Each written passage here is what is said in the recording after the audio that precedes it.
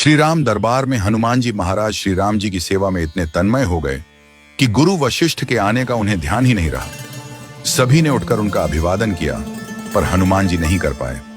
वशिष्ठ जी ने श्री राम जी से कहा, राम, गुरु का भरे दरबार में अभिवादन न करना अपमान है, इसके लिए क्या सजा होनी चाहिए? श्री राम जी ने कहा, गुरुवर आप ही बताइए। वशिष्ठ जी ने कहा, मृत्यु दंड। श्री राम जी ने कहा, स्वीकार है। तब श्री राम जी ने पूछा, गुरुदेव आप बताइए यह अपराध किसने किया है? वशिष्ठ जी ने कहा, मैं बताऊं पर राम, तुम्हारा यह प्रिय है, तुम अपने आप को सजा दोगे पर उसे नहीं दे पाओगे। श्री राम जी ने कहा, गुरुदेव राम के लिए सब समान है। वशिष्ठ जी बोले, नहीं राम, मुझे तुम पर संशय नहीं है, पर मुझे यह संशय है कि दंड पूरी तरह से पूरा हो पाएगा या नहीं। यदि तुम मुझे विश्वास दिलाते हो कि तुम उसे अपने अमोघ बाण से मृत्यु दंड दोगे तो मैं अपराधी का नाम और अपराध बताऊंगा। श्री राम जी ने फिर अपना संकल्प व्यक्त किया। तब वशिष्ठ जी ने कहा, यह अपराध हनुमान जी ने किया है।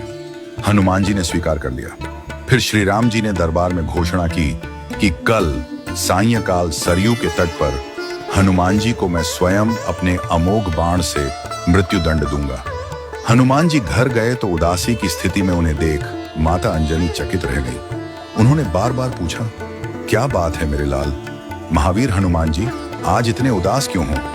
हनुमान जी ने कहा, माता, अनजाने में यह अपराध हुआ है। आप जानती हैं कि संपूर्ण ब्रह्मांड में मुझे कोई नहीं मार सकता, लेकिन श्री राम के अमोघ बाण से कोई भी नहीं बच सकता। माता ने कहा, हनुमान, मैंने भगवान शंकर से राम नाम मंत्र प्राप्त किया था और तुम्हें जन्म के साथ ही यह नाम घुटी में पिलाया। तुम्हारी शक्ति का कारण राम नाम ही है, जिसके प्रभाव से तुमने बचपन में सूर्य को फल समझकर मुंह में ले लिया था। वह राम नाम ही तुम्हारी रक्षा करता है, चाहे राम स्वयं ही क्यों ना हो। राम नाम की शक्ति के सामने राम की शक्ति और उनके अमोघ बाण की शक्तियां महत्वहीन हो जाती हैं। जाओ हनुमान, तुम राम राम का उच्चारण करना आरंभ कर दो। माता के चरण छूकर हनुमान जी सरयू के तट पर राम राम राम रटते हुए पहुंचे। सायंकाल श्री राम जी अपने संपूर्ण दरबार के साथ सरयू तट पर आए। सभी को यह कौतूहल था कि क्या श्री राम हनुमान जी को सजा देंगे, लेकिन जब श्री राम ने बार बार अपने अमोघ बाण चलाए तो हनुमान जी पर उनका कोई असर नहीं हुआ। तब गुरु वशिष्ठ जी ने शंका जताई, राम, क्या तुम पूरी निष्ठा से बाण चला रहे हो? श्री राम जी ने कहा, हाँ गुरुदेव, मैं गुरु के प्रति अपराध की सजा देने के लिए अपने बाण चला रहा हूँ। इसमें कोई चतुराई नहीं हो सकती।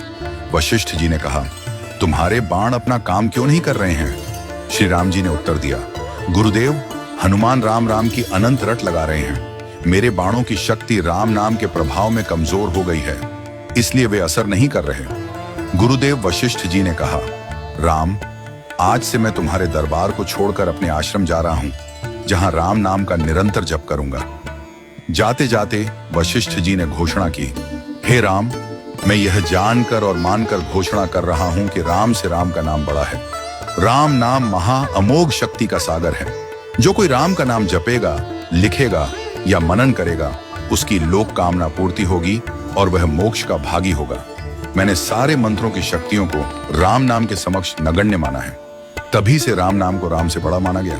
वह पत्थर भी तैर जाते हैं जिन पर श्री राम का नाम लिखा होता है।